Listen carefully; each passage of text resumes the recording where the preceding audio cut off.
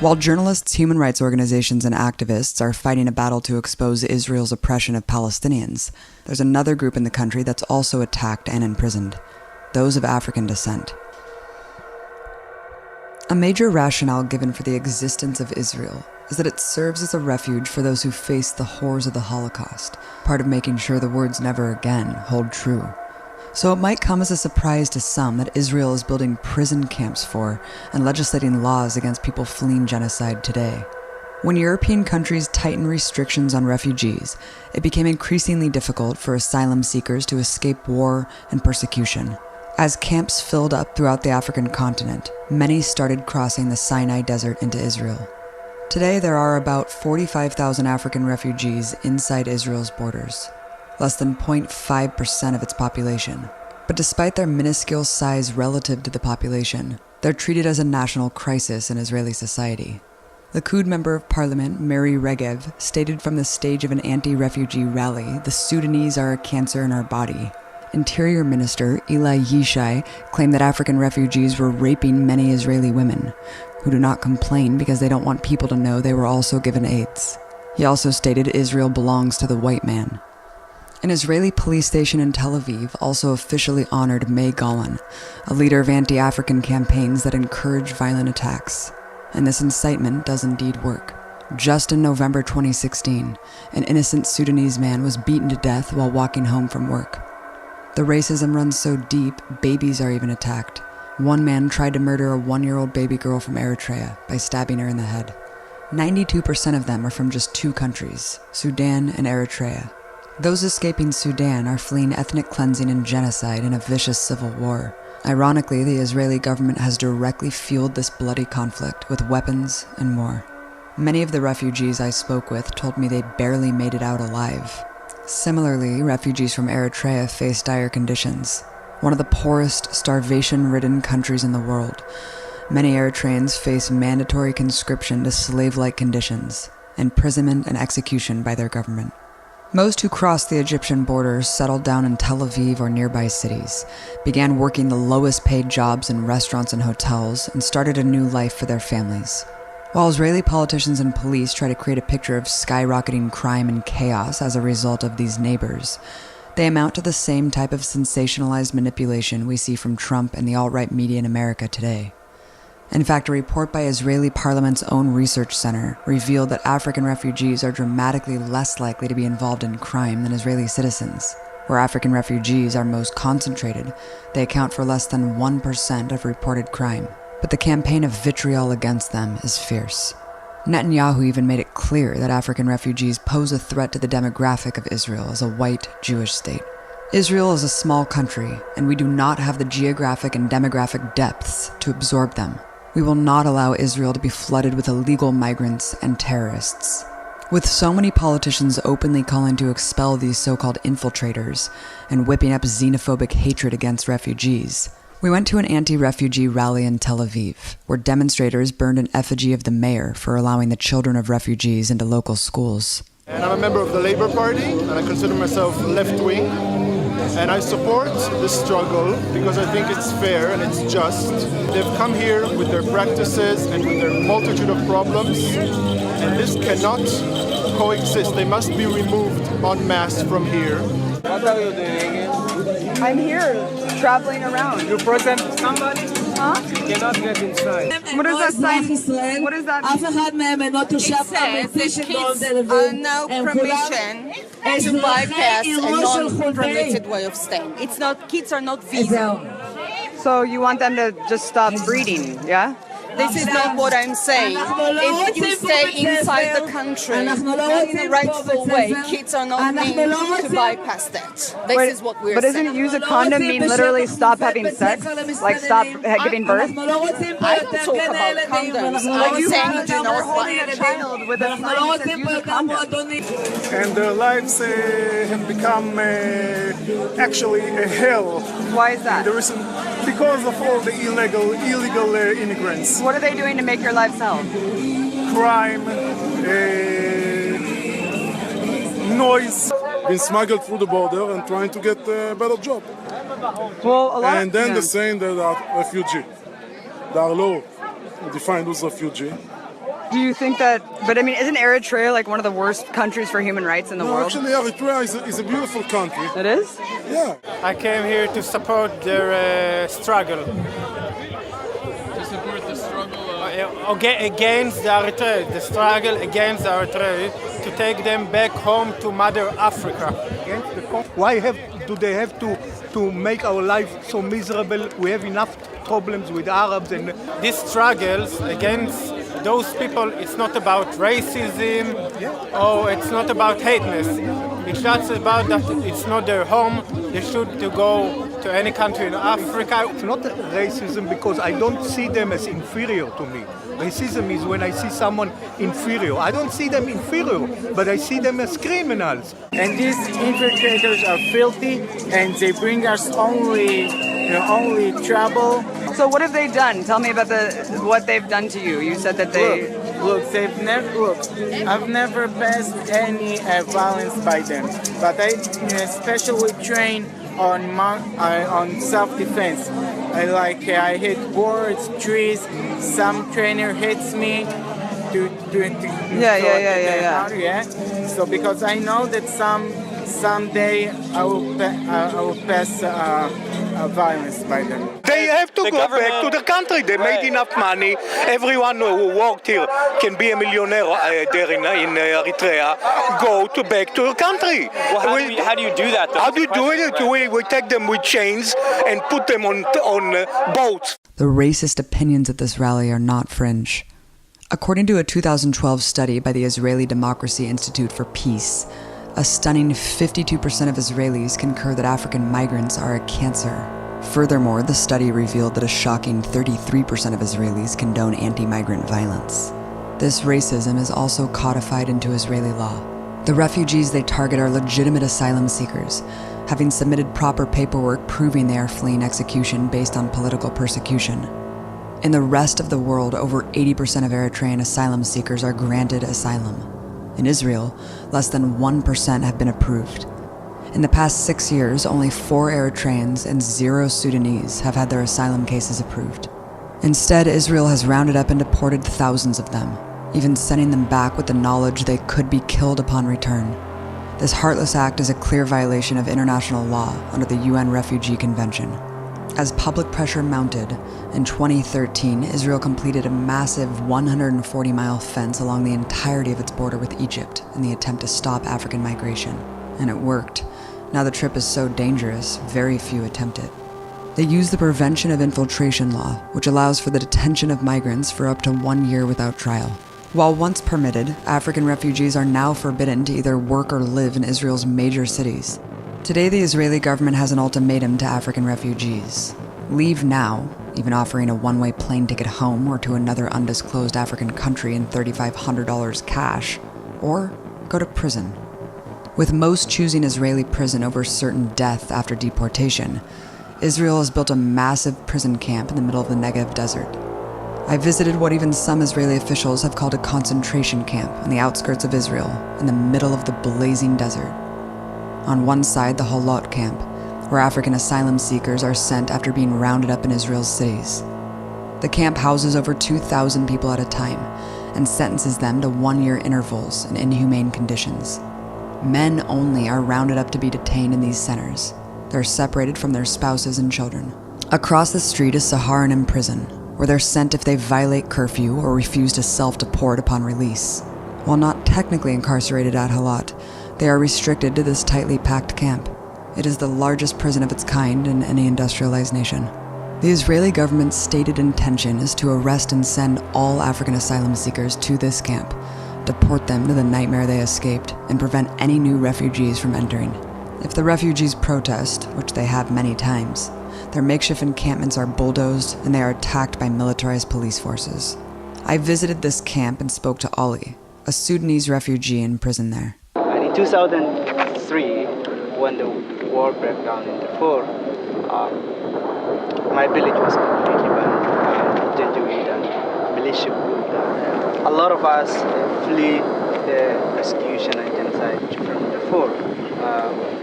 As one of the victims that I escaped from Darfur, I make my way to Southern Sudan first. And I stayed for a couple of years there.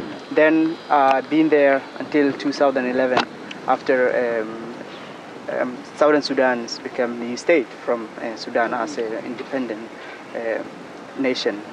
There was a lot of problems there. I was like attending university, and then my university was completely shift from Southern Sudan to north. And as an active from Darfur, I was persecuted, put in prison for long times. If I were there, I would be in prison for life. That's why I also escaped from Khartoum to Egypt. Sudanese government and Egyptian, they working in corporate to get these people back to Sudan. Immediately you will be in prison. Some of us chose to come to Israel, not meaning that we wanted to stay, but we are escaping for our life. We saw that Israel is one of the countries that we can survive as the country that experienced the genocide in its history. Unfortunately, that wasn't good sort. I arrived in late 2011 in Israel. I've been in this prison, which is a Zahronim prison, for a month. Why were you in prison? You were a refugee. But unfortunately, yes, but that wasn't the idea of Israeli people. Yeah. That's the only idea that we know why we are coming. But they didn't give us the time to tell them that we are refugee, we are asylum seekers, we are seeking asylum for our life. We've been in prison. Today is also we're still in prison. I mean, they think that we are infiltrators or migrant workers. That is how we are in prison. There is military maneuvers is always going on. Like today in the morning, like there is like training or like artillery bomb. And everybody's working like in the morning. Nobody's going to sleep sometimes. It's really hard. Hard for someone who just escaped an insane war zone. What did you feel when you got that paper saying you were moving here?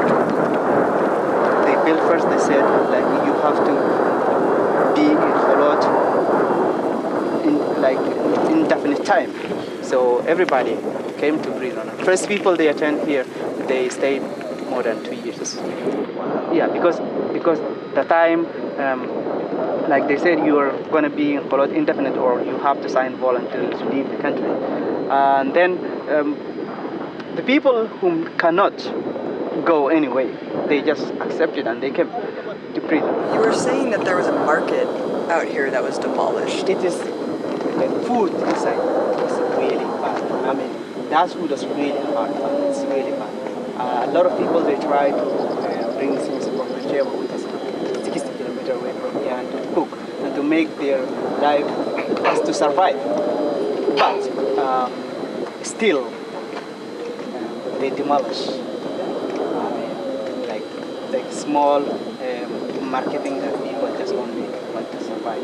Why would they demolish you guys just cooking market food? I mean, they said you have to make African asylum seekers' life hard so that they voluntarily leave the country. And the minister, I mean, Ali Shai officially said, we have to make their life miserable so that voluntarily leave the country. Anyway, like for me, I'm not gonna go anyway. Feed me whatever you want. I mean, like that is because I cannot go to genocide. Right. As long as you're not committing genocide here, I will stay. Prison, I'm here. While many Israelis claim it's about illegal immigration, not their African descent, there are around 80,000 European immigrants living in Israel illegally who face no such repercussions. And it's not just black refugees who are oppressed in Israel, but black Jewish Israeli citizens. Israeli public relations often touts its inclusion of Ethiopian Jews as proof the country isn't racist at all, but rather diverse and multinational. However, their actual status in society tells a different story. Despite existing as an official state since 1948, Israel didn't start welcoming Ethiopian Jews to settle on its borders until 1973, with a decree from a Sephardic rabbi who said they were now truly Jewish. This created the incentive for tens of thousands of Ethiopian Jews to flee to Israel to escape persecution and war in their home country. Throughout the 80s and 90s, Israel carried out rescue operations that flew thousands of Jews out of Ethiopia. But the decree that they were truly Jewish wasn't enough for Israeli society. Ethiopian Jewish children were sent to Orthodox boarding schools because Israeli rabbinic authorities decided they were not Jewish enough and thought their parents too primitive to know what a so-called proper Jewish upbringing should be. Today there are around 140,000 Ethiopian Jewish citizens living in Israel, less than 2% of the population. Similar to Palestinian citizens of Israel, this minority group is marginalized and segregated. Ethiopian immigrants suffer exponentially higher poverty and unemployment rates than that of native Israelis. Over 50% of all Ethiopian families live below the poverty line. A 2012 report by the Israeli Ministry of Immigrant Absorption found that 41% of Ethiopian adults who had migrated to Israel in the last decade were unemployed. On average, they earn one-third less than Israeli citizens. The Israeli government doesn't only have laws institutionalizing this discrimination against African Jews and refugees. It also participates in eugenics programs against them. Despite denying it for years, in 2013, the Israeli government admitted it had been administering Depo-Provera birth control injections to Ethiopian women without their consent, in an utter violation of personal sovereignty. A journalist who interviewed 35 Ethiopian immigrants found they were threatened into taking the shots while being held in transit camps. One Ethiopian woman named Emma Wayesh said, "We said we won't have the shot. They told us if you don't, you won't go to Israel. You won't get aid or medical care. We were afraid. We didn't have a choice, so we accepted the injection. It was only with their permission that we were allowed to leave." Some were even told unless they received the injection, they would be barred from the country forever. The birth rate among Israel's Ethiopian population dropped a stunning 50% from 2002 to 2012 as a result of this eugenics program. But that's not all. There are even gangs that exist to attack Israelis in interracial relationships. A very revealing poll found that only 25% of white Israelis would permit a child to marry an Ethiopian Jew. Even less would live in a majority Ethiopian neighborhood. Other than Palestinians, of course, Ethiopian Jews are the most vulnerable to police abuse and incarceration. They make up just 2% of the population, yet comprise over 20% of the youth prison population. In 2016, the Israeli police commissioner told the Israeli Bar Association that it was natural to suspect Ethiopian Jews of criminality. We were in Tel Aviv in the aftermath of the announcement and followed an impromptu rally in front of the police commissioner's house. One of the rally organizers was Tehune Maharat, whose cousin was murdered in a suspected hate crime by Israeli police. תרביצו להם, תעצרו אותם, תקללו אותם, תתייחסו להם בצורה הכי משפילה והכי גזענית שיש. למה? כי הם שחורים, כי הם נמצאים במקום הלא נכון, בזמן הלא נכון, וכמובן, הם כנראה גם בצבע הלא נכון מבחינתו. אנחנו נתקלים בחומה, באטימות של המשטרה, של מדיניות של הממשלה, של אפילו האזרחים, התושבים, השכנים שלי, האנשים שהם חלק ממני, שאיתם גדלתי, ורוב חיי אני חיה פה. זאת אומרת, אמנם לא נולדתי פה, אבל גדלתי פה והתחנכתי, ופתאום אתה מרגיש שזה לא הבית שלך, כי אנשים גורמים לך לחשוב ככה, כי אנשים מתייחסים אליך ככה. אם זה במשרד הבריאות, שלקחו מהאימהות שלנו, הזריקו להם ג'נוסייד, זריקה לצמצום ילודה, שבאה ואומרת בצורה מאוד ברורה, ככה ברורה למשרד הבריאות, שאת העדה האתיופית צריך לצמצם כמה שפחות, שלא, אני לא יודעת מאיזה מניעים, אבל זה בטוח לא ממניע טהור, זה בטוח לא ממניע שאכפת להם מאיתנו, זה בא ממניע שלהם. וזה, אני אפילו הרחיק לכת, זה מזכיר אפילו את תקופת השואה, שניסו לדלל שם את הילודה והקימו שם גטאות, כמו שאצלנו פה בארץ יש גטאות של אתיופים, שכונות, ערים שלמות רק של אתיופים, שטח מסוים שרק אתיופים גרים שם, שמגיעים עולים חדשים, מעבירים אותם ישר לשם. למה? מאיזה סיבה? למה להתייחס אלינו בצורה כזאת? למה כביכול לגדר אותנו? כאילו שאנחנו מצורעים, כאילו שאנחנו מזיקים, כאילו שיש לנו איזושהי כאילו קשה שלא לחשוב שזה הכל מצבע האור. ממניעים גזעניים, לא ממשהו אחר. אי אפשר להסביר את זה, זאת אומרת, גם העניין הזה של החינוך, שיש בתי ספר, כיתות שלמות, רק של אתיופים. למה? הרי המדינה הזאת דוגלת בשוויון, בצדק, ולערבב תרבויות, ובאמת לבנות איזושהי חברה משותפת מכל מיני קיבוץ גלויות. ובשטח, בפועל, זה לא קורה. יש בתי ספר שיש שם כיתות רק לאתיופים. יש גנים שיש הפרדה מוחלטת. גן של אתיופים וגן של לבנים. למה? יש אנשים שנולדו כאן, חבר'ה אתיופים שנולדו כאן, ועדיין משתייכים למרכז קליטה, למשרד העלייה. זאת אומרת, אנחנו נולדנו פה, אנחנו צברים, זה שלנו כמו שזה של אחרים. אז למה להתייחס אלינו כעולים? יש דברים שקשה, רק מי שחווה את זה יכול להבין.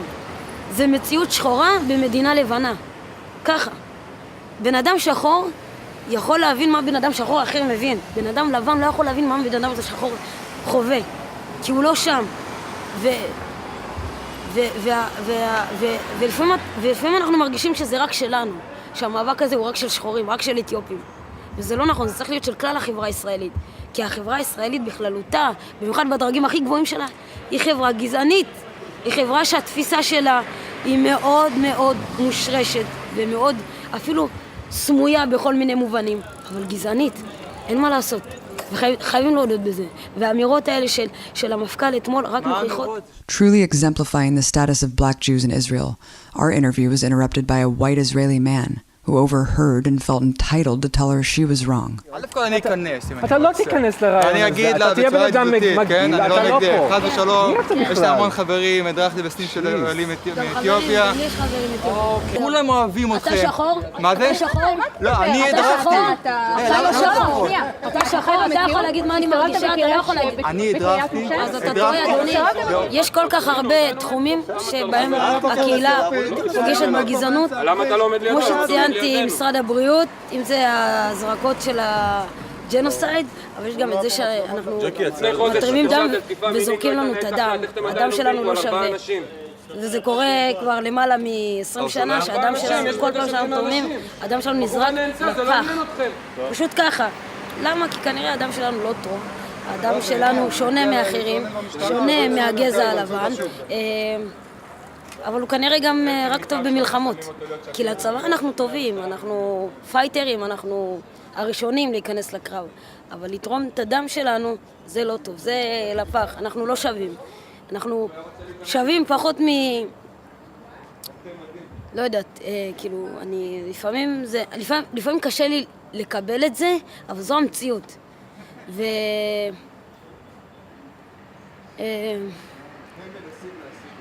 אבל זה שלי, אני לא יכולה לברוח. זאת אומרת, זה מי שאני, ואני גאה במי שאני. זה שלי, ומה שיש פה זה שלי, ואף אחד לא יכול לקחת לי את זה. ובשביל זה אני נלחמת, אז אנחנו נלחם. From warehousing asylum seekers to discriminating against its own citizens, the treatment of black people in Israel reveals something very important about the Zionist project, that it's not just about creating a Jewish-only state, but one that is also based on white supremacy, and more recognizing that the struggle for black lives and Palestinian lives are linked together.